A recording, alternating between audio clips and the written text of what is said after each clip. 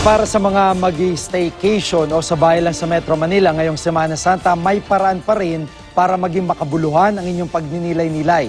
Bukod sa pagdarasal, maaari ring makapulot ng kapiraso ng kasaysayan at kultura sa mga matatandang simbahan. At live mula sa Quezon City, may report si Cedric Castillo. Cedric. Yes, Jiggy, napakarami raw na rason para mamangha tayo sa ating mga simbahan, lalong-lalo na raw kung nanamnamin ang kasaysayan ng mga ito. At dito lang sa Metro Manila, makukumpleto na raw ang listahan ng mga istasyon na pupuntahan sa Bisita Iglesia sa ngayong darating o ngayong Semana Santa. Minsan-minsan lamang sa isang taon, gaya halimbawa sa pagpatak ng Huwebes Santo ngayong Semana Santa, ang terribleng lagay ng traffic sa Metro Manila. Tila bigla-biglang naglalaho. At habang ang buong barangay, ika nga, pa-north at pa-south ang punta, tila ba solong-solo ng mga may iwan sa Metro Manila ang buong Kamaynilaan para magnilay-nilay. At bakit nga raw ba lalayo pa kung dito mismo pwedeng magbisita iglesia? Pag sinabi mong inang simbahan, it's like as important as visiting your own mother. No? May mga magulang ko minsan na hindi na nabibisita ng mga anak at nakakalungkot po yun.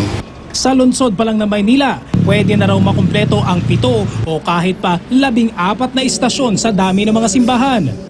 Kung kakaibang thrill naman ang gusto, bakit hindi subukan ang Bisita Iglesia sakay ng Pasig Ferry? Mula Guadalupe, pwedeng puntahan ang Santa Ana Church, Sacred Heart hanggang Manila Cathedral.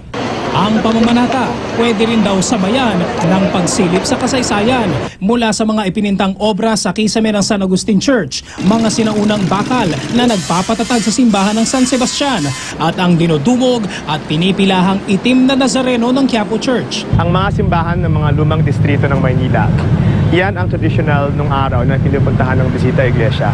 At saka magkakalapit sila. So pwede mo siyang lakarin mula punot dulo nang hindi ka nagmamaneho.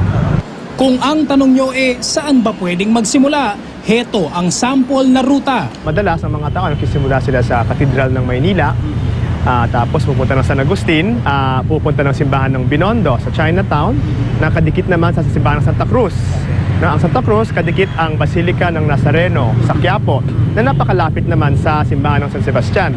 At meron ding San Beda at San Miguel.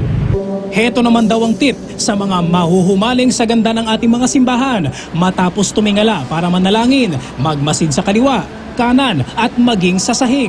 Pihadong may matitisod kang piraso ng kasaysayan. Pagtingin mo sa baba ng simbahan ng Binondo, may mga makita kang mga lapida na pwedeng nung araw, lapida siya, pero ni-recycle siya para maging sahig. Na kung hindi mo titingnan at hindi mo pag-aaralan, hindi mo talaga siya mapapansin. No? Pero ito yung mga bakas ng kasaysayan. Alam mo nga sa Chinatown ka, kasi yung mga lapida may sulat na inchik nung araw.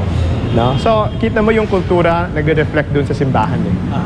Kompletos rekados ang isang buong maghapon, pero paalala ng simbahan, bago ang lahat, bigyang oras at mas pagpapahalaga ang tunay na diwa ng pagtitika.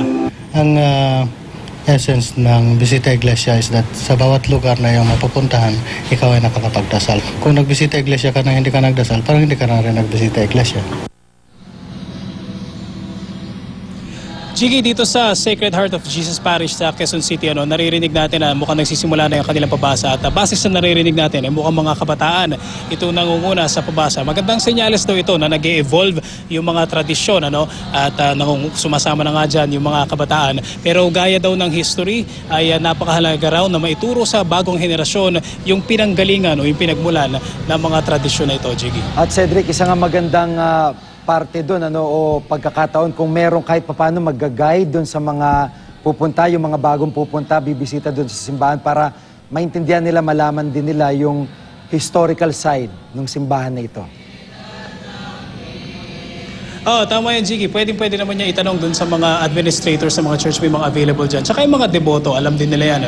Pero dun sa mga grupo-grupo, pwede rin na siguro mga kumuha yan ng mga tour guides, mga gano'n, yung mga packages. At gaya nga ng mga na-interview natin kanina, sinasabi nila is dito lang sa Metro Manila or sa Maynila pa lang, yung mga churches natin para ka na rin daw nag-historical tour, Jiggy. Maraming salamat Cedric Castillo at sa iyong paandar.